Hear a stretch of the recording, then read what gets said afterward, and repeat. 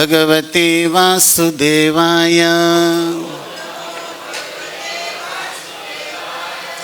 ओम नमो भगवते वासुदेवाय।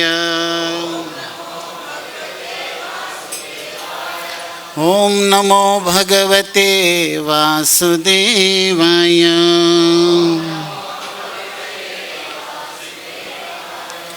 नारायणं नमस्कृत्य नरं चैव नरोत्तमं देवीं सरस्वतीं व्यासं ततो जयेमुदीरये। नष्टप्रायेषु भद्रेषु नित्यं भागवत सेवया। भगवती उत्तम श्लोके भक्तिर्भवति नष्टकिम्।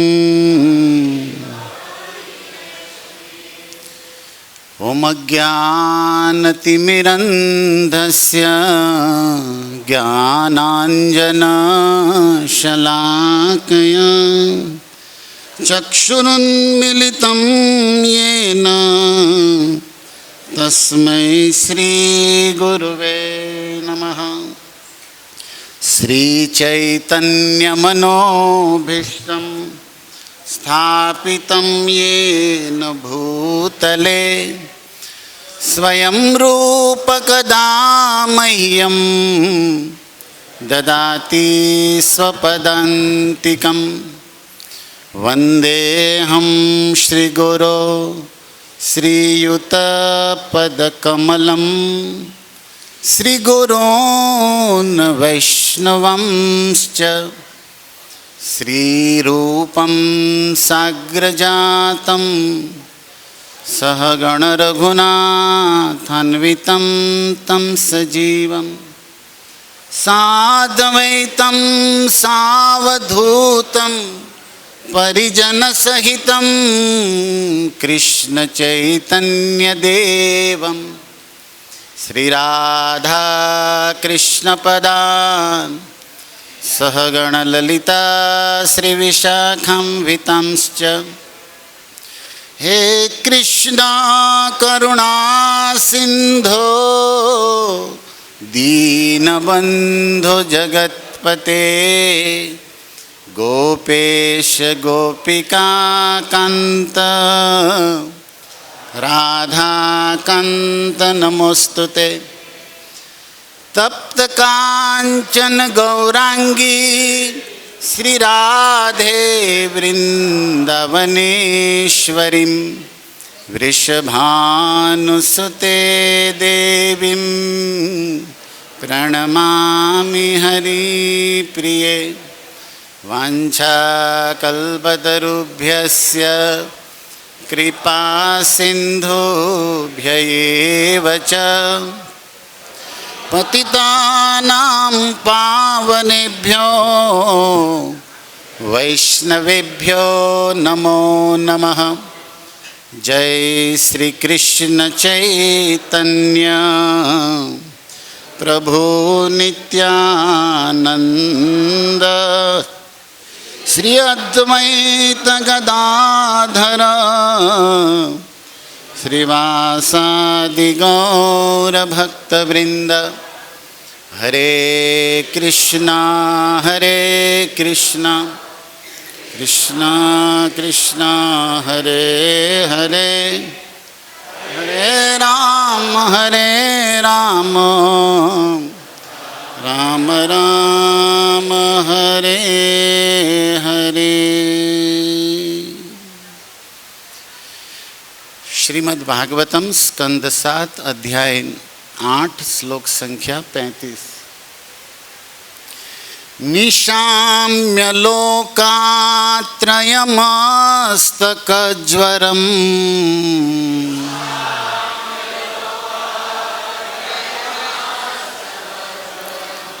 तमादिदैत्यं हरिणा हतं मृधे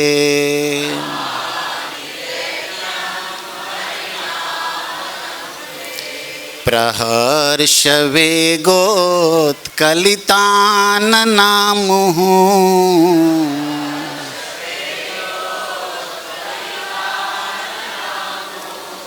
प्रसून्नवर्षे बभ्रुषु सुरस्त्रिय।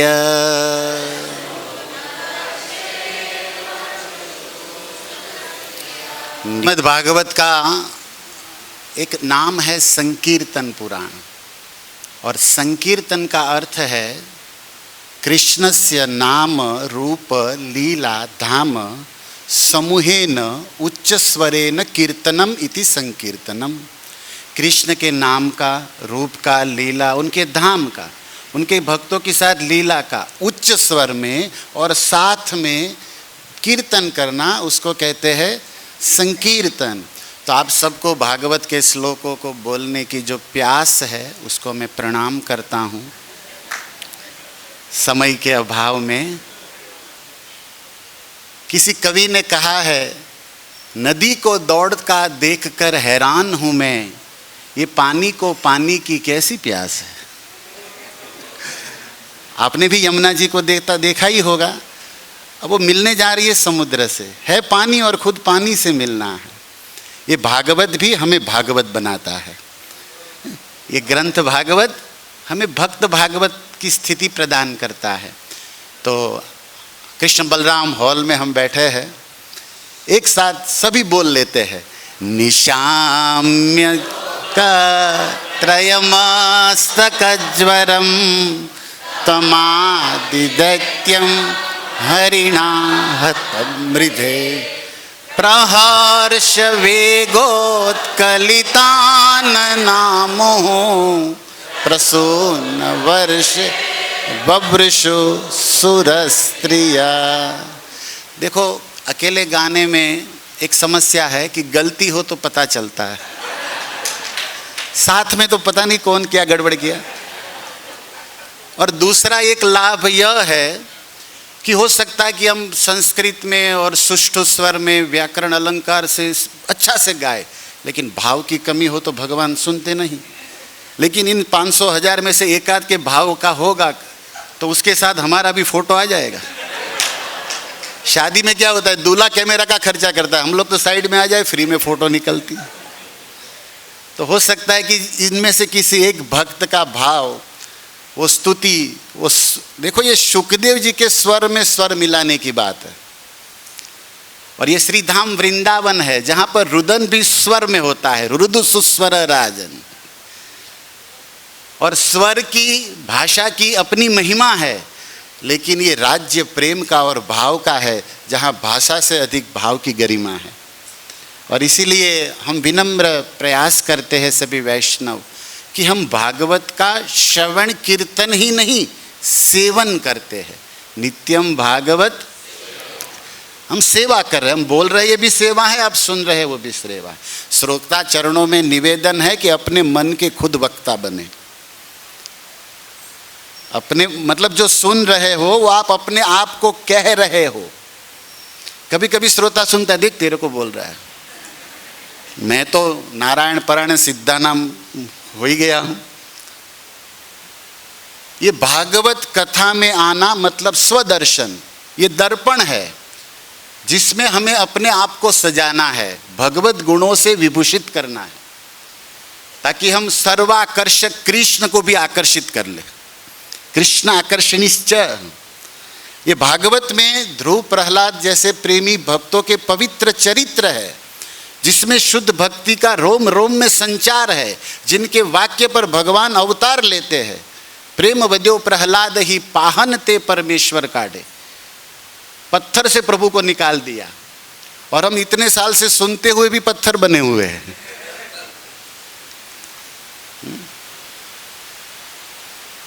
पत्थर की प्रतिमा को पूजते पूजते खुद पत्थर हो गए, ऐसा एक कवि ने क्या कहे, कटाक्ष किया है।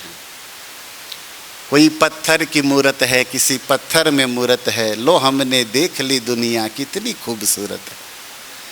ये भागवत हमें सुंदर दृष्टि देता है कि सर्वत्र सामयिक दृष्टि हो जाती है, सर्वत्र होय तार इष्ट देवे स्फूर्ति। तो ये जो भागवत वैष्णव हृदय बनाना हमारे जीवन का सार लक्ष्य है, शुद्ध भक्त बनना, ये भागवत प्रदान करता है। इसलिए दर्पण है। जैसे रोज नहा धो के हम कांच के सामने, आईने के सामने, ग्लास के सामने आते हैं ना, कैसे कहाँ खड़ा, ऐसे ही इसमें बैठना है। ये सुखदेव जी का ब्यूटी पार्लर है। और श्रील प्रभुपाद जैसे वैष्णव आचार्यों ने अनुकंपा अनुग्रह करके हम कलिबद्ध अस्मिन बद्धादि जीवों के लिए इसको बड़ा सरल, वर्तमान परिस्थिति जिसकी जो भी हो, स्त्री हो पुरुष हो या ज्ञानी अज्ञानी, देश काल आदि सब से पात्र अपात्रता को विचार करते हुए एकदम सरल, मधु तरल बना दिया है कि आप सरलता से इसका सेवन कर सको, इसको ग्राह्य कर सको। और हम लोग भाग्यवान है कि श्री धाम वृंदावन में इसका लाभ ले रहे हैं। एक बड़ा सुंदर श्लोक स्मृति में आता है, धन्योहम, बोलिए, सफलम जन्मम यत्र तव वृंदावने त्वया दत्तम मया पीतम भागवतम रसमालयम। इतनी सुंदर बात है, धन्यो अहम सफलम जन्मम, कार्तिकेय राधा के वृंदावन में, त्वया दत्तम, ये राधा रानी और इसके आश्रित गोस्वामी, इसके आश्रित प्रभुपाद वैष्णव परंपरा की कृपा है, गुरु परंपरा है कि त्वया दत्तम मया सुतम, श्रुतम कि सोतम मया पीतम भागवतम रसमालयम। हम इस रस ग्रंथ का सेवन कर रहे हैं जिनके प्रत्येक अक्षर अक्षर में रस अर्णव भरा है, प्रेम भरा है, भक्ति भरा है। विचारण परो भक्त्या विमुच्यते नरः, ये अंतिम बात सुखदेव जी ने कह दी। तो आइए, आप सभी प्रेमी वैष्णव चरणों में प्रार्थना है कि भागवत भगवान का स्वरूप है और इसके शब्दों पर अर्थ अनुवाद भक्ति वेदांत स्वामी प्रभुपाद ने करुणा करके हम लोगों के लिए दिया है। इसका हम लाभ लेकर अपने जीवन को वैष्णव गुणों से विभूषित करें। निशम्य सुनकर लोकत्रय, तीनों लोकों का, मस्तक ज्वरम, सिर दर्द, तम उसको, आदि मूल, दैत्यम असुर को, हरिणा पूर्ण पुरुषोत्तम भगवान के द्वारा हतम मारा गया, मृधे युद्ध में, प्रहर्ष वेग प्रबलता के मारे, उत्कलित आनना खिले हुए चेहरों वाला, खिले हुए चेहरों वाली स्त्रियों के विषय में बात है। मुहु पुनः पुनः, प्रसून वर्षे फूलों की वर्षा से, ववृषु वर्षा की, सुरस्त्रिय देवताओं की स्त्रियों ने। इसका हिंदी अनुवाद श्रील प्रभुपाद जी के द्वारा। हिरण्यकशिपु तीनों लोकों का सरदर्द बना हुआ था, अतएव जब स्वर्ग लोक में देवताओं की पत्नियों ने देखा कि इस महान असुर का वध पूर्ण पुरुषोत्तम भगवान के हाथों से हो गया है, तो उनके चेहरे प्रसन्नता के साथ खिल उठे। देवताओं की स्त्रियों ने स्वर्ग से भगवान नरसिंह देव पर पुनः पुनः फूलों की वर्षा की। नरसिंह देव की।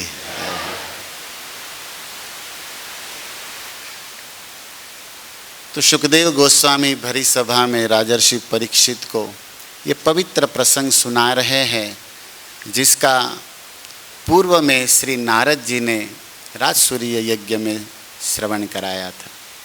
भक्तों, नरसिंह देव के चरित्र का एक विशेषता यह है कि इस कथा को सुखदेव सभा में अत्रि, नारद, गौतम, वशिष्ठ, व्यास तो सुन ही रहे हैं, लेकिन जब नारद जी इस कथा को राजसूर्य में कह रहे थे तो वहाँ तो विश्व के सारे राजा ऋषि उपस्थित थे, लेकिन तारों के बीच जैसे चंदा, ऐसे स्वयं श्री कृष्णचंद्र भी सुन रहे हैं दाऊ दादा के साथ। बलराम जी भी वहाँ बैठे हैं और कृष्ण बलराम दोनों नारद मुख से जब युधिष्ठिर सभा में राजसूर्य में ये चरित्र सुनाया जा रहा है तो कृष्ण भी सुन रहे हैं।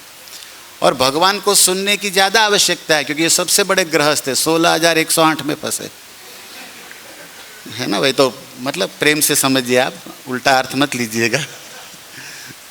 तर्क वितर्क का यहाँ स्थान नहीं है। प्रेम राज्य में बैठे हो और परंपरा से सुन रहे हो तो मन को थोड़ा संकीर्णता से उत्कृष्ट धरातल पर ले जाकर भावना समझनी चाहिए। ये रस है, ये आनंद है। तो उपासित महामुनि, उसी सभा में कहा गया था ना कि चरित्र भगवान के अवतारों को सुनना चाहिए गृहस्थों को, और महामुनियों का संग। तो भगवान खुद आदर्श आइडियल चरित्र का सुन ही रहे हैं, जगत गुरु स्वयं। और क्या हुआ आप सबने सुना कि भगवान नरसिंह देव ने हिरण्यकशिपु का वध कर दिया। तम आदि दैत्यम हरिणा हतम मृधे। मृधे मतलब युद्ध में, मृधे मृधे अनेक महारथास्त्र, तो कुंती कहती है ना। युद्ध में भगवान श्री नरसिंह ने हरिणाम आदि दैत्यम हत, उस दैत्य का हत, वध कर दिया। अब देखो ये चरित्र बड़ा विचित्र है। ब्रह्मा जी की प्रार्थना 40वें श्लोक में प्रारंभ होगी तो ब्रह्मा जी यही कहते, विचित्र वीर्याय पवित्र कर्मणे नमोस्मि में अनंत दुरंत शक्तये। 40वां श्लोक जो ब्रह्म स्तुति का है। तो विचित्र वीर्याय, आपका वीर्य माने शक्ति, प्रभाव, पावर तो है, लेकिन कैसा है? सरप्राइज, आश्चर्य देने वाला, विचित्र, जो पहले कभी किसी कवि के द्वारा, विद्वत द्वारा, मूर्धन्य आदि शास्त्रवेत्ताओं के द्वारा चित्रण न किया गया हो, अर्थात चित्त में लखा न गया हो, देखा न गया हो, सुना न गया हो, ऐसा चरित्र है आपका। और इसका वर्णन सुखदेव जी ने संक्षेप में आगे श्लोकों में आप सुन ही चुके हो। लेकिन हम भगत लोग हैं, भगत भगता है और भक्ति को छोड़ के भगता है, वो भगत है। आगे दौड़ पीछे छोड़। हम लोग सुन के समझते अमर हो गया आप तो, लेकिन इसका स्मरण नहीं करते। अप्रमादेन हतम श्रुतम श्रवणम तो कृतम मन्ये न तथा मननम कुरु। हरिदासों ने यही तो कहा गोकर्ण सभा में कि श्रवणम तो कृतम सर्वे लेकिन न तथा मननम कुरु। और प्रमाद पूर्वक किया हुआ श्रवण भी हत एव, पूर्ण फल तक नहीं ले जाता। इसीलिए वैष्णव विद्वत श्रोता चरणों में एक विनती है कि श्रवण के साथ मनन जरूर होना चाहिए। देखो हमारा पास एक मन है, क्या है? लेकिन ये मन न दूर हो गया, मन नहीं लगता। उस मन को साथ न को लगा दीजिए तो क्या हो गया? मनन। और न जो दूर है ना, दिल्ली दूर है, उसको नजदीक लाइए। और इस मन को न के पास लाने के लिए न को पहले आगे लगाना पड़ेगा। मन के आगे न लगा तो क्या होगा? नमन। गुरु वैष्णव चरणों में नमन, और उनकी कृपा से सुनकर उस कथा का न पीछे मनन। लेकिन हमारा न भागता रहता है और इसलिए मन भी चंचल ही मनन कृष्ण स्थिति है। लेकिन ये कृष्ण लीला है और ये कृष्ण का धाम है। यहाँ पर आप चित्त न भी लगाना चाहे फिर भी अगर आप वृंदावन में है तो ये काम कृष्ण का है कि आपका चित्त उसमें लगा देना। भगवान ये जॉब और कहीं नहीं करते, लिख लीजिए इस बात को। और हमारी बात नहीं है, मधुसूदन सरस्वती भक्ति रसायन में कहते अद्वैत वीथिपति के उपास्य स्वराज्य सिंहासन लब्ध दीक्षा शठेन केनापि वयम हठेन दासी कृता गोप वधु विटेन। शठेन कोई षड है यहाँ? वयम हठे न, हठ पूर्वक मेरे चित्त को, मैं कहाँ था? अद्वैतवाद के कट्टर हजारों सन्यासियों के गुरु बने बैठे महाराज, स्वराज्य सिंहासन लब्ध दीक्षा। लेकिन यमुना के तट पर आते ही कन्हैया ने तिरछे नैनों के बाणों से ऐसा दिल को घायल किया महाराज, दासी कृता गोप वधु बिटेन, गोपी भरतु पद कमलयो दास दास अनुदास स्थिति कृष्ण ने कर दी।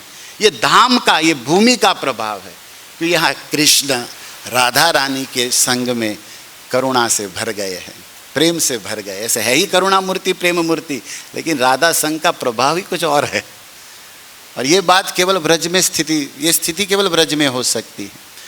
तो भगवान का जो ये विचित्र वीर्य पवित्र कर्म है, जो ब्रह्मा जी आगे कहेंगे, इसी बात को सुखदेव जी ने आगे कहा है। जैसे कल महाराज जी बड़ा सुंदर आप लोगों को सुना रहे थे, ततः सभायाम उपविष्ट उत्तमे नृपासने संभृत तेजसा नृप, इसके आगे वाला श्लोक, ततः सभाया, उस असेंबली में, उस सभा में क्या किया? उपविष्ट उत्तम नृपासने। अब देखो एक प्रश्न है, आप लोग रोग नरसिंह स्तुति गाते हो, रोग नरसिंह देव का वो फोटो कहीं है कि नहीं? वो हिरण्यकशिप को फाड़ा हुआ सिंहासन पे बैठा हुआ विकराल स्वरूप है नरसिंह का, है ना? आप सबकी स्मृति पटल में है ये, और इसके स्तुति शब्द भी आपको स्मरण में है। इस पर थोड़ा सा हम विचार देते हैं, विचार करते हैं आचार्यों का आश्रय लेकर। स्वतंत्र कोई विहार नहीं होगा। देखिए सुखदेव जी कह रहे हैं कि उत्तम निपासने। अच्छा, ये जो आसन है, सिंहासन, थ्रोन, वो हिरण्यकशिपु का, सभायाम उपविष्टन, ततः सभायाम, उस सभा के मध्य में भगवान आसन पर बैठ गए, उस सिंहासन। तो उस सिंहासन के लिए सुखदेव जी एक विशेषण दे रहे, उत्तम। अरे असुर बैठा है, उत्तम कैसे? तो कल महाराज थोड़ा भाव दे रहे थे चक्रवर्ती ठाकुर का, प्रभुपाद जी का, कि भाई स्वभृत्य एव पूर्वजन्मनि जय एव, ये पूर्व जन्म में ये भक्त ही तो था, और स्वभक्त अभिमान, भगवान भक्त भूल जाए, भगवान भूलते, तो मेरे भक्त का आसन है, इसलिए उत्तम आसन। ऐसे बाह्य रूप में उत्तम सोने का आसन था, वो स्वर्ण का, मत रत्न मणि जड़ित, और सबसे बड़ा ऊंचा आसन था, क्योंकि स्वर्ग को भी जीत लिया था ये आदमी। तो उत्तम मतलब सब, इससे बड़ा किसी का, इस राजगद्दी के बड़ा कोई गद्दी नहीं था, और ना तो कभी इलेक्शन होने वाला था, ना विपक्ष टांग खींचने वाले थे। हिरण्यकशिपु का स्वतंत्र राज्य था। और रही बात परमेष्टि पद की, आप कहोगे चलो स्वर्ग का पद जीत लिया हिरण्यकशिपु और उस आसन पर बैठ गया, तो उत्तम आसन है, न तो ये वह उत्तम। उत्तम आसन इन ब्रह्मांडे कौन सा है? ब्रह्मा का परमेष्टि पद। लेकिन ये सिंहासन उससे भी बढ़ गया था, क्योंकि ब्रह्मा की सृष्टि को भी ये उल्टा कर दिया था। हिरण्यकशिपु अपने तप के बल के, आशीर्वाद के प्रभाव से ब्रह्मा के नियम को उल्टा कर दिया। जो भी यज्ञ करेगा, दान दक्षिणा देगा, डालो नरक में सालों को, ये ऑर्डर दिया। और जो भी पीता है उसको स्वर्ग में और पिलाओ। अब बुरा ब्रह्मा भी चुप, क्या करा, पूरी सृष्टि बदल दिया ये आदमी, और कोई कुछ चूचा पूपा नहीं कर सकता। केवल भ्रुकुटी हिला दे, स्वर्ग में खड़े खड़े हिरण्यकशिपु को भी टेढ़ी नजर से देख ले, तो इंद्रदेव कहते थे आई कैन हेल्प यू, मैं आपकी कुछ सेवा कर, नहीं चल निकल। क्या ठाठ है भाई। अब ये इसका तप है, उत्तम आसनम। अब इसके ऊपर किसी का शासन नहीं है, और शासन होगा भी कैसे, क्योंकि ब्रह्मा से ही तो सब लिखवा लिया है। ऊपर न नीचे, आगे न दाएं, न अस्त्र न शस्त्र, न जिंदा न मुर्दा, न देवता न मनुष्य, जो जो बुद्धि था। ब्रह्मा जी ने कहा okay okay okay okay okay, अब मैं जाऊं? बोले एक मिनट रुको, और रुको। क्या? एक और दे दो लास्ट। अब क्या चाहिए? बोले न जिंदा न मृतम, जिंदा से भी न मरूं, मरेले से भी न मरूं। ब्रह्मा जी ने कहा अब मैं जाऊं? बोले और एक और। ये दिल मांगे मोर। और एक क्या? ब्रह्मेभ्य तव सृष्टिभ्यो मृत्यु मां अभूत प्रभु, भागवत में है पंचम अध्याय में। हे ब्रह्मा जी, आपकी सृष्टि में आपके द्वारा उत्पन्न किसी से भी मैं न मरूं। ब्रह्मा जी ने कहा ओके ठीक है, फिर मिलेंगे बाबा। अब देखो इस ब्रह्मांड में आपके द्वारा उत्पन्न किसी से मैं अब ब्रह्मांड में तो सब ब्रह्मा की उत्पत्ति है, लेकिन ये बेचारा हिरण्यकशिपु जानता नहीं था कि सारे ब्रह्मांड के सराचर सुर असुर की बुद्धि जहाँ समाप्त होती है ना, वहाँ से भगवान की श्री गणेश होती है। अहम बुद्धिमताम अस्मि कहते हैं ना भगवान गीता में। अब इनको ये तो समझ लिया कि बस में हो गया, ब्रह्मा की, उसको समझ में आता था कि सब ब्रह्मा के बनाए हुए, ये नहीं जानता था भागवत कि ब्रह्मा को भी किसी ने बनाया है। इसलिए बिंदास था ये आदमी, और इसलिए आसन पर बैठा तो उत्तम आसन था। लेकिन भक्तों एक प्रश्न है, आप लोग, आपके लिए है, आप चिंतन करिएगा। हिरण्यकशिपु को सिंहासन पर बैठ के नरसिंह ने फाड़ा कि पहले ही फाड़ दिया और फिर सिंहासन पे आके बैठ गए? पहले ही फाड़ दिया फिर सिंहासन पे आके बैठे। कितने इसमें हाँ कितने बोलते हैं? पहले ही फाड़ दिया, फिर फाड़ के उसकी लाश को फेंक दिया और फिर सिंहासन पर बैठ गए, या तो फिर फाड़ दिया फिर फाड़े फाड़े लेकर आसन पर बैठे। तभी तो सेल्फी खींचा होगा नरसिंह देव का जो हम लोग फोटो करते हैं। क्या क्या किस पर, दो में से कौन? पहले फाड़ के फिर बैठे, हिरण्यकशिपु नीचे था? नहीं तो हाँ, एक समस्या है अंदर ना बाहर। तो फिर भगवान नरसिंह, चलो एक बात पर स्थित होते प्रभु जी के भाव पर कि हिरण्यकशिपु को लेकर भगवान दहलीज पर आए, क्योंकि अंदर ना बाहर। तो दहलीज पे ऐसे ही फाड़ दिया कि दहलीज पे सिंहासन रखा फिर फाड़ा। सोचना तो पड़ेगा भाई। ओके, प्रभु जी का कहना है कि नरसिंह देव तो नरसिंह देव है, तो उन्होंने हिरण्यकशिपु के साथ युद्ध करते करते, जैसे गरुड़ जी, लिखा गया कि गरुड़ जी सर्प को पकड़ ले, ऐसे पकड़ लिए और पकड़ के खड़े खड़े ऐसे करके उसको फाड़ दिए, और फाड़ के फिर लगता है फोटो खिंचाने के लिए अंदर जाके सिंहासन पर बैठ गए।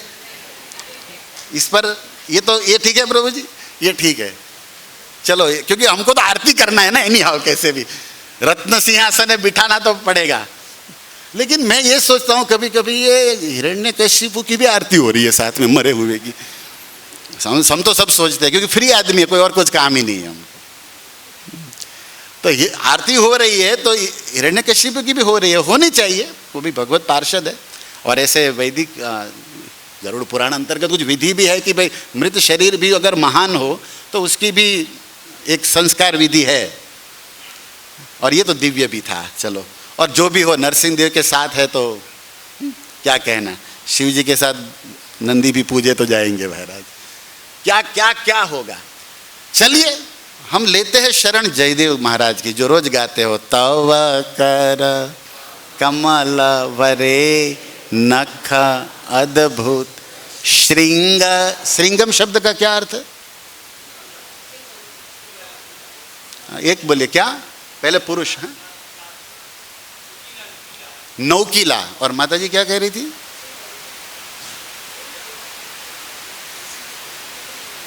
देखो रोज गाते हो श्रृंगम भृंगम। आज प्रसाद लेट मिलेगा सबको।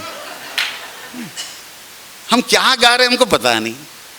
मैं पहले जब ISKCON ज्वाइंट किया तो हम लोग तो फ्री, पहले से दिमाग का ही काम करते रहते हैं, क्योंकि है नहीं तो थोड़ा यूज करते रहते ताकि थोड़ा एक्टिव रहे।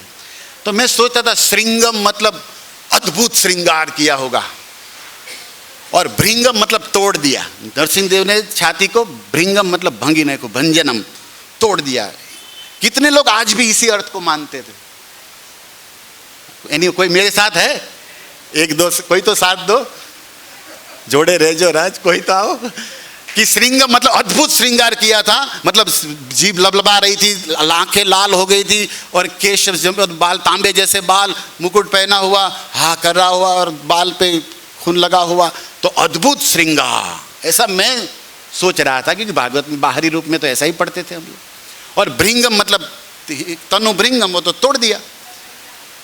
तो इसमें कितने लोग मेरे साथ है? हाथ तो खड़ा करो। चलो, इतने लोगों को प्रसाद नहीं मिलेगा। अब भी है, ओके, देर से लेना थोड़ा। अच्छा, जयदेव गोस्वामी के देखो एक अद्भुतता यह है, अद्भुत शब्द है ना। देखो हम सब भूत है, और नरसिंह देव क्या है?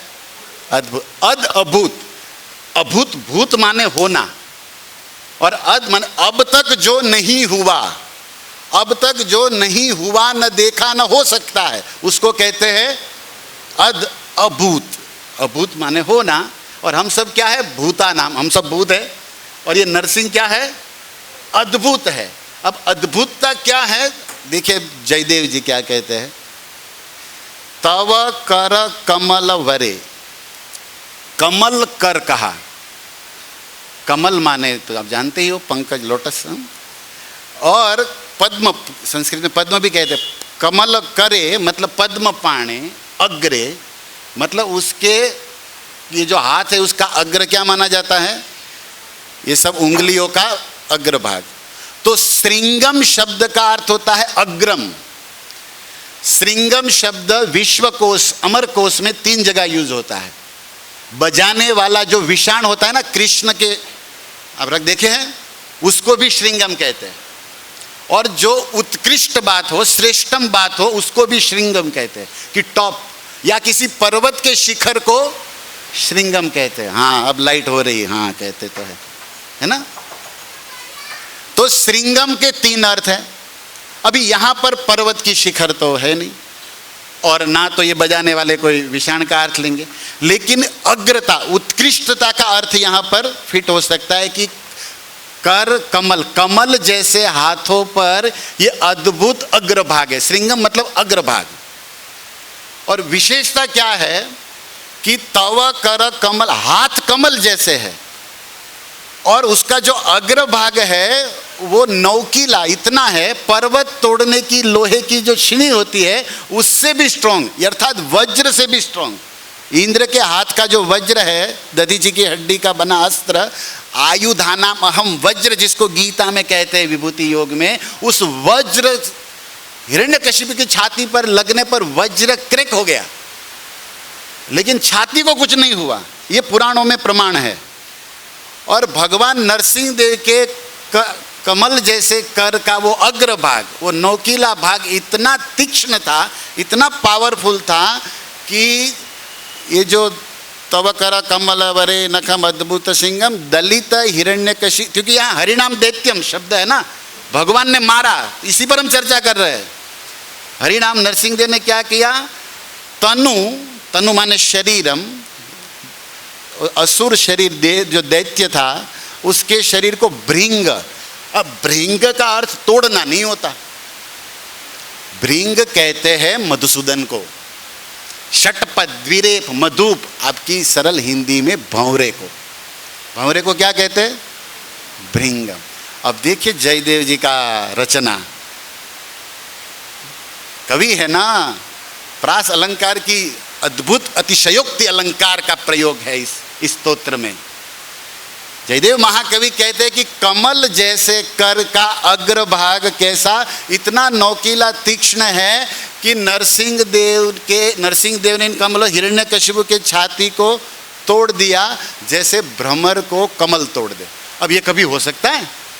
आज तक आप लोगों ने क्या देखा सुना पड़ा होगा कि कमल की पंखड़ी कोमलाति कोमल होती है, और उसमें जो मध्य भाग है पराग कर्ण जिसको कहते हैं, वो तो अति कोमल होता है। शरदुदाशये साधु जात सरसी जोदर श्री मृषा दृशा, कन्हैया की आंखों का कमाल कि कमल के मध्य भाग में जो कर्णिकार, जो पराग है, जो कमल से करोड़ों गुना कोमल और रस सुगंध की वर्धिनी है, मां मानी जाती है, उसका लुब्धक, इसका चाहक ये भंवरा जब उस पर विराजमान होता है तो कमल की पंखड़ियों को भी क्षति नहीं पहुंचाता। मर जाए मर जाए, बंधानानु खलु संति, है ना वो, भास्वान उदेश्यति भविष्यति सुप्रभातम, सब आचार्यों ने लिखा है इन बातों। प्रेम करता है, लेकिन कभी कभी वो पराग कण को चूसता हुआ, सूंघता हुआ वो भंवर पराग कणों को नष्ट करता है, पंखड़ियों को क्षति नहीं पहुंचाता, लेकिन उसके अंदर जो सुगंध है, जो रस मधु है, उसका तो यह आस्वादन करता है। और उस अंतर्गत जो हल्की सी पराग देखा है आपने, हमारे गोविंद लीलामृत में वर्णन है कि श्याम सुंदर के नैनों में जब निद्रा का प्रवेश होता है तो उनको हल्की सी झांकी राधा की कराने के लिए सखिया कमल की पराग कणों को उड़ाती है ताकि हल्का सा श्याम सुंदर पर लगे, कष्ट भी न हो और उसके नैना खुले रहे ताकि गोरी को देखता रहे। ये रसमय वर्णन लीलामृत में कविराज कृष्णदास कविराज ने किया है। एनीवे, बड़ी ऊंची बात है। हम लोग को तो प्रसाद क्या है, कब है, वो इससे चिंता रहता है, कब देखेंगे इन आचार्यों के ग्रंथों को। तो वो हल्का सा होता है, उड़ाया जाए, एकदम हल्का हल्का आता है और लगने पर भी शोभा रहती है और उसमें सुगंध रहती है, उससे कष्ट नहीं होता, लेकिन कुछ व्यवधान हल्का सा हो ही जाता है। अब देखिए, वो भंवरा कमल को नष्ट कर सकता है, उन परागकणों को कभी कभी नष्ट करता भी है, लेकिन आज तक इतिहास में ऐसा नहीं, भूतो न भविष्य, कि कमल ने भंवरे को मारा हो। कभी हुआ है? लेकिन यहां हुआ। क्या हुआ? नरसिंह देव के कर कमलों ने भृंग रूपी, देह रूपी भृंग, जो भंवर रूपी जो वो असुर था, उसको फाड़ डाला। अर्थात कमल ने भंवरे को मार दिया। ऐसी कोई बात कभी हो सकती है? इसको कहते अद्भुत अतिशयोक्ति अलंकार। जैसे महाप्रभु जाह्नवी के तट पर केशव काश्मीरी से यही बात कराए थे। महाप्रभु तारा करीला सत्कार, तुम सम कवि नहीं पृथ्वी ते आछे यार। एकाद श्लोक व्याख्या करो निज मुखे, आमी सब सुख पाइबो, यही गंगा तीरे। सुनीला दिग्विजयी, बड़ा खुश हो गया। महत्वम गंगाया जो श्लोक है, महत्वम गंगाया सततमा भाति मितरा, यद्देशा श्री विष्णु चरण कमलोत्पत्ति सुभगा। द्वितीय श्री लक्ष्मी रेव सुर नर्य अर्च चरणा, भवानी भर्तुया शिरसी विभवत अति अद्भुत गुणा। विभवत इति अद्भुत गुणा, वहां पर भी अद्भुत बात है। क्या किया कि आज तक नदी में कमल खिलता हुआ सबने देखा है। ताहे शोभे कनक कमल, यमुना जी में कमल खिलते हैं, नदी में कमल खिलते, लेकिन कमल से कभी नदी निकली हो ऐसा? लेकिन वाह कवि चैतन्य महाप्रभु प्रशंसा कर रहे हैं कि तुमने तो विष्णु चरण कमल से गंगा नदी को, विष्णु चरण कमल उत्पत्ति सुभगा। वाह महाराज, वाह। केशव काश्मीरी तो खुश हो गया। बड़ी सुंदर कथा है वहां पर। तो महाप्रभु ने कहा एकाद श्लोक की व्याख्या करो, तो दिग्विजयी तारे विस्मित हैया पूछिला, जंजावाद प्राय आमी, यही श्लोक कैला, एक श्लोक मध्य सही मध्य एक श्लोक तुम्ही कैसे कंठस्थ कैला। मैं तो झंझावात की तरह श्लोक बोला, तूने ये श्लोक पकड़ा कैसे? प्रभु कहे देव वरे के वो है कविश्वर सेई देवेर वरे के हो है श्रुतिधर। अरे कोई कोई भाग्यवान भगवत कृपा से होता है, बोलने में बड़ा माहिर होता है, लेकिन उसी भगवान की कृपा से कोई कोई सुनने में भी एक्सपर्ट होते हैं भाई। कल और आएंगे खिलते नगमों की कलियां चुनने वाले, हमसे बेहतर कहने वाले, आपसे बेहतर सुनने वाले। कभी अभिमान मत रखिए भाई।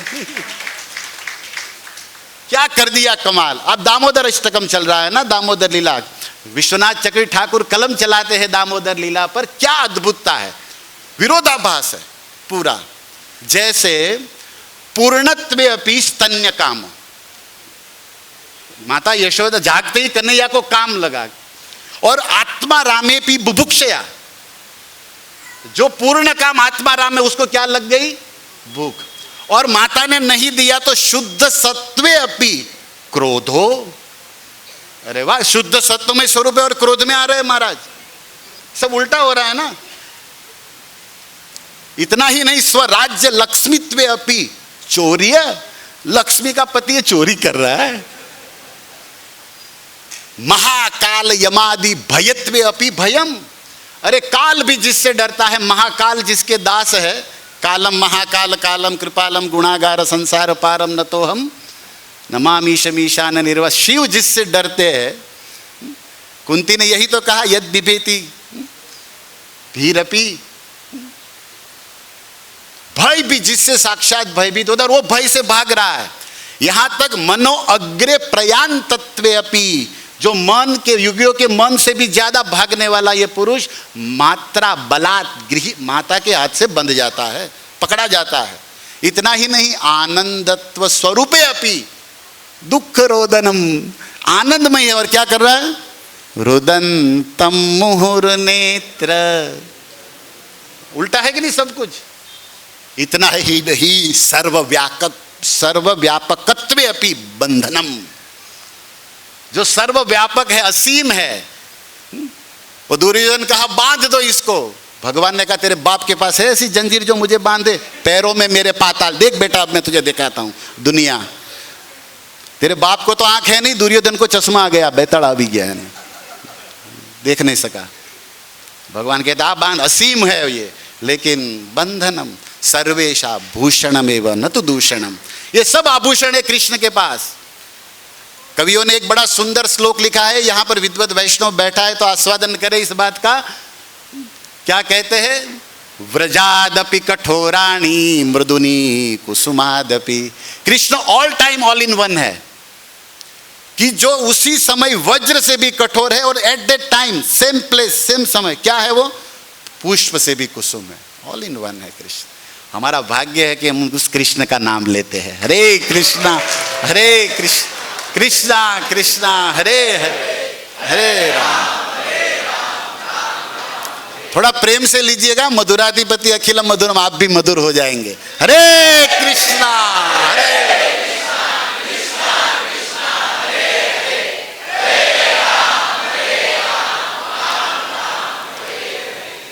अद्भुत श्रृंगम। देखिए प्रहलाद, नरसिंह देव की आंखें लाल लाल थी, लावा, लेकिन जब प्रहलाद को देख रहे तो करुणा बरस रही है।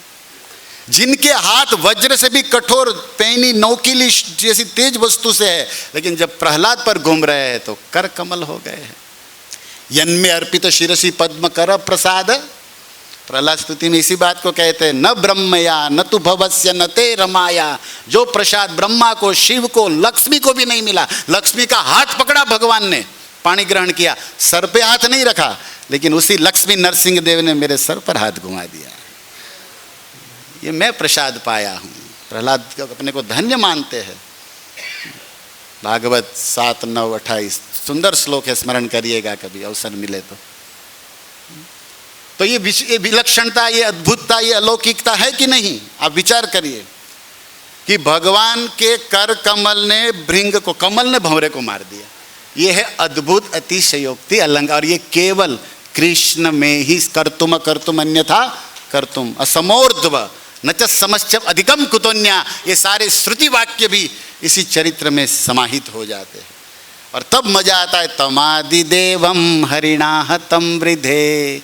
तो बात क्या है, वंशीधर जी लिखते हैं तत, ध्यान दीजिए श्लोक पर, तत सभाया मतलब पहले मार दिया। अगर श्लोक पर तत मतलब तत्पश्चात, सभायाम उपविष्ट आसने, अर्थात मारने के बाद सभा के आसन में बैठे। इसका मतलब यह हुआ कि पहले हिरण्यकशिपु को फाड़ तो दिया, और फाड़ कर फिर, क्योंकि उस दहलीज के मध्य में फाड़ना था। एक बार एक वक्ता वैष्णव अपना वक्तव्य दे रहे थे इसी ब्रज में, मैं नामोल्लेख नहीं करूंगा, लेकिन वो प्रमाणित है। भाव देखो, भक्तों का भाव है ना, निर्मल मन जो भी न हो तो भगवान पूरा कर देते, यहाँ तक की बात है। लेकिन अगर वो परंपरा से है तो कुछ प्रमाणित भी है। लेकिन हम प्रमाद में और संकीर्णता में न होने चाहिए, क्योंकि वो तो प्रमाणित और पवित्र होंगे, लेकिन हम संकीर्ण है और हम प्रमादी है। आप जिसको मानते वही श्रेष्ठ, बाकी सब बेकार, ये दुर्बुद्धि भरी पड़ी है तो आस्वादन की ऊंचाई तक नहीं जा पाओगे महाराज, इसी दलदल में फंसे धसे रह जाओगे। आचार्यों का आश्रय करना है, साथ में अन्य आचार्यों का प्रणाम भी तो करना है, क्योंकि कोई आचार्य अन्य आचार्यों की निंदा उपेक्षा तो कभी सिखाया ही नहीं। जो बात रूप गोस्वामी को साक्षात्कार होती है, अन्य लीला सनातन गोस्वामी को साक्षात, अन्य कविराज को होती है, अन्य भक्ति विनोद, सबको हम मानते हैं ना। तो इसी तरह अन्य संप्रदाय के, अन्य माध्व, अब बात करें माध्व संप्रदाय की, जिस संप्रदाय से कनेक्टेड हमारा है, ये नरसिंह देव के नख की स्तुति माध्वाचार्य ने किया है। श्री अनंत तीर्थ भगवत पाद विरचिता श्री नरसिंह नखस्तुति पांत स्वांत पुरोहुत वैरी बलोद्गण मातंड मध्योत्कटा। क्या 2 श्लोकों में केवल नख का स्तुति कि ये नख क्या है। पर्दे फट गए ब्रह्मांड के, दिग्गज डोल उठे जब मध्वाचार्य ने स्तुति किया था नख का, और सभी आचार्यों ने किया। शंकराचार्य को तो अघोरियों ने जंगल में पकड़ लिया था इसको, और जैसे आदिवासी लोग हु हा करके चढ़ा देते ना, ऐसे चढ़ा दिया। इसने कहा कोई सहारा नहीं रहा, तब लक्ष्मी नरसिंह स्तोत्र का रचना किया। लक्ष्मी नरसिंह मम देहि पदावलंबम। प्रत्येक आचार्य इसका आश्रय लिया है, और प्रभुपाद जी ने तो हम भक्तों को यही कहा है, तव कम करते रहो महाराज, जिंदा रहोगे, क्योंकि बचाएगा यही। विघ्न विनाशक नरसिंह देव की। तो इसको समझते हुए अगर गाओगे ना तो भाव में चित्त का प्रवेश होगा, या चित्त में भाव का प्रवेश होगा, जो भी कहिए। समझ से भाव बढ़ता है, विश्वास भी बढ़ता है, और आनंद भी बढ़ता है, और दूसरों को के लिए भी आप लाभदायक हो सकते हो। तो इन आचार्यों की रचना का ही विश्लेषण हो रहा है। तो फिर क्या हुआ, तत मतलब उसको मारने के बाद। अच्छा, मैं जो बात कर रहा था वो ब्रज के वक्ता की, वो क्या कहे कि भगवान ने खींच के सिंहासन दहलीज पर ला दिया और वहीं बैठ के फाड़ दिया। अभी आप कहोगे कि यहाँ तो तत लिखा है, वंशीधर कहते कि तत्पश्चात सभायाम उत्तम आसने उपविष्टम। बहुत ऊंचे मन से अगर विद्वत वैष्णव गुरु के सानिध्य में श्रवण करोगे तो आचार्यों के भाव का आस्वादन बिना अपराध के कर पाओगे। कैसे? क्योंकि संस्कृत की विधि है, विद्वत जानते हैं। वर्तमान सामीप्य एनीवन नोज? कोई जानता है वर्तमान सामीप्य?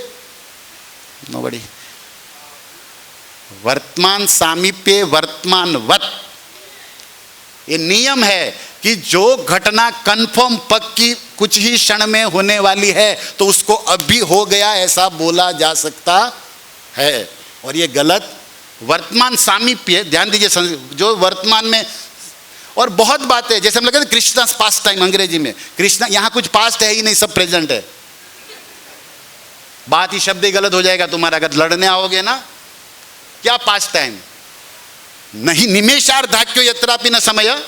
यहां तो सब कृष्ण लीला हुई नहीं है, हो रही है। ये नित्य लीला धाम है, तो पास्ट कहाँ है? यहाँ तुम पास्ट हो रहोगे, इसलिए पास्ट नहीं, हमें पास होना है। क्या होना है?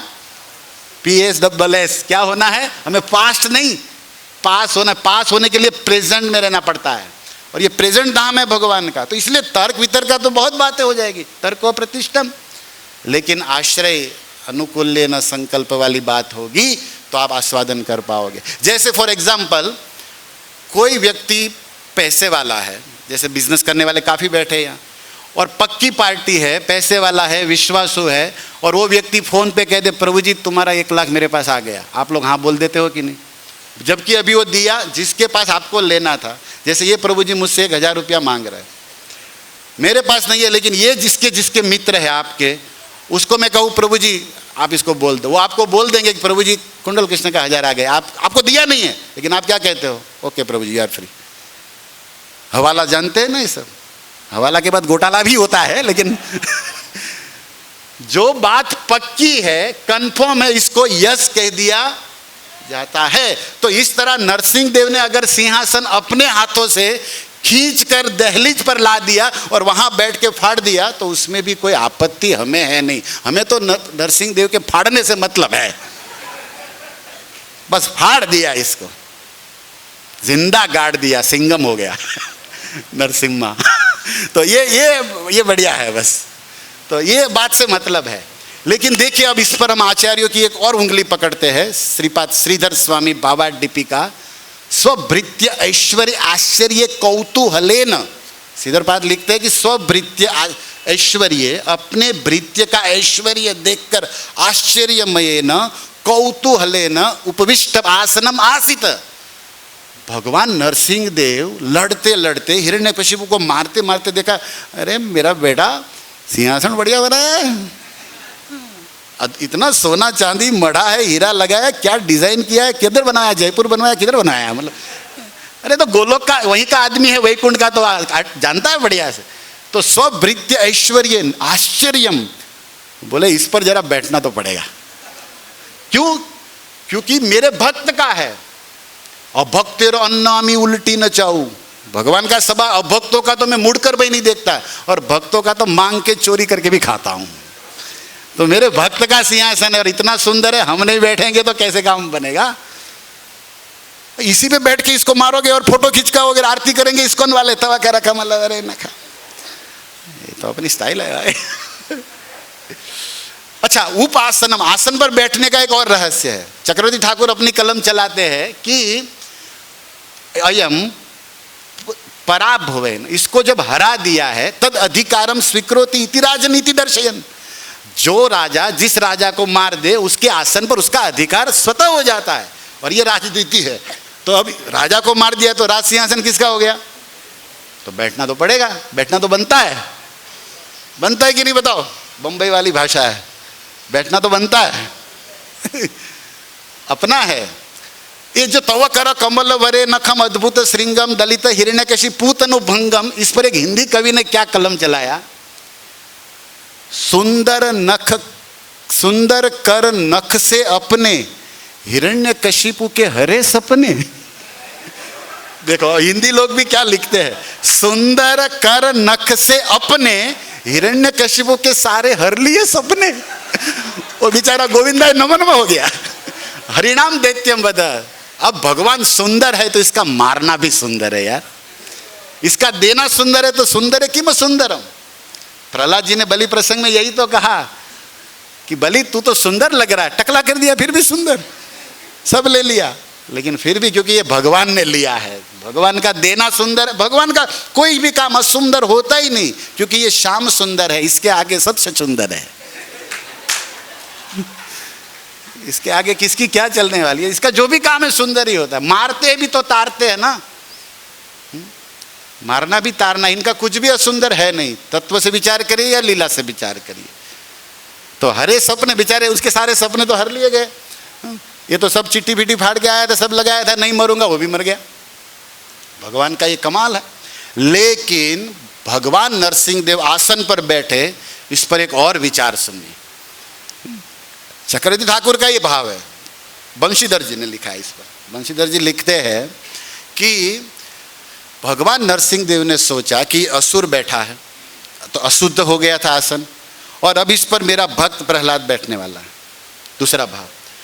तो असुर ने जिस स्थान पर बैठकर अत्याचार किया वो अशुद्ध हो गया। भले पहला भाव कि वो मेरा भक्त था, भक्त था ओके, लेकिन अभी असुर भाव में है, भक्त भाव चला गया, भाव का अभाव है, माया का प्रभाव है, असुर का स्वभाव है। अभी स्थिति बदल गई है। तो भगवान ने सोचा कि तान उपविष्ट, इस पर मैं बैठकर शोधयामी शुचियंती, मैं इसको पवित्र कर दूं, क्योंकि मेरा भक्त का एक स्वभाव है कि मेरे अर्पण किए बिना कोई चीज वो लेता, क्योंकि वो गीता जानता है, यज्ञ शिष्टा सिनो संतो या अदत्त प्रदाये न भूंगते स्तेन एव, जो मुझे अर्पण किए बिना लेता चोर है। अब गीता कहती है, या फिर यज्ञात कर्मणो अन्यत्र बंधनम की दशा हो जाएगी। तो गोस्वामी जी भी ने लिखा ना मानस में, प्रभु पट पीत भूषण धरही तुम ही निवेदित भोजन कर। ये भक्त का स्वभाव है कि सब कुछ भगवान को, भोजन वस्त्र आसन सब अर्पण करेगा, प्रसाद के रूप में स्वीकार। तो भगवान नरसिंह देव ने सोचा कि मैं प्रसन्नता से इस पर बैठ जाऊं, फिर ये प्रसाद हो जाए, फिर मेरा भक्त प्रहलाद बैठेगा इस पर, ताकि शुद्ध हो जाए, पवित्र हो जाए, प्रसन्न हो जाए। तो प्रसाद करने के लिए बैठे। और आप सब भी प्रसाद के सेवन का अर्थ तो जानते ही हो। भगवान कृष्ण ने कहा है उद्धव को, त्वयोपभृत शक्र वास अलंकार चर्चिता उचिष्टो भोजिनो दासा तव माया जये मही। भगवान की माया, दुरित्य माया को जीतने का सरल प्रोसेस क्या है? भगवान को अर्पण की हुई वस्तु का ही स्वीकार करो। आनुकूल्यस्य संकल्प। माया तुम्हारी परिक्रमा करके प्रणाम करके चली जाएगी, क्योंकि देखेगी ये तो माधव के आसपास है, पूरा छू नहीं पाएगी। तो ये विधि है। लेकिन एक आचार्य प्रश्न खड़ा करते हैं कि ननु प्रहलादस्य स्वभात्री संहलाद आदि त्रिभी कनिष्ठाद राज्यम कथम स्वीकृति। प्रहलाद छोटे थे, आप जानते हैं हिरण्यकशिपु के 3 बड़े बेटे थे, आलाद, संहलाद, अनुलाद, है ना। अब ये छोटे हैं प्रहलाद। चलो हिरण्यकशिपु को मार दिया, फाड़ दिया, आसन उसका हो गया, अब प्रसाद बना दिया प्रभु प्रहलाद को भी, लेकिन प्रहलादम अनीति कथम करो, कैसे करेगा, क्योंकि आसन पर किसका अधिकार होता है, बड़े भाइयों का, और संहलाद अनुलाद तो है, तो फिर ये प्रहलाद कैसे बैठेगा, और बैठेगा नहीं, भगवान बिठा रहे।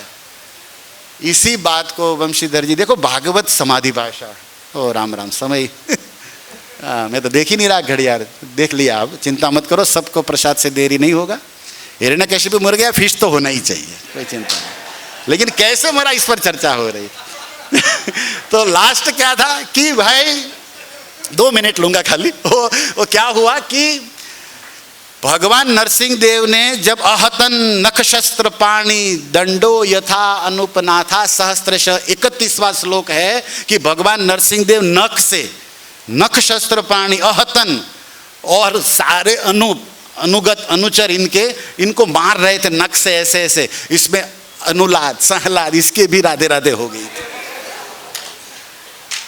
ये सीन में नहीं आया क्योंकि कितनी बात कहेंगे, लेकिन आप होलसेल में, जब सब होलसेल में काम बना रहे थे नरसिंह भगवान विनाश, उस समय अनुलाद संहलाद ये सब भी राधे राधे मोक्ष को प्राप्त कर गए थे। इसलिए प्रहलाद को अभी बैठने में कोई, क्योंकि स्वयं भगवान ने कैसे, इसलिए आगे भगवान नरसिंह देव वरदान देंगे, पितृ स्वास्थन अस्थाय, अपने पिता के आसन पर बैठो, अनीति भगवान कर ही नहीं सकते, वो नहीं बचे इसलिए बिठा रहे, ये सब प्रमाणित किए गए हैं। और जब फिर तो सारी स्त्रियां खुश हो गई और प्रसन्न चित्त से क्या करने लगी, फूलों की वर्षा करने लगी।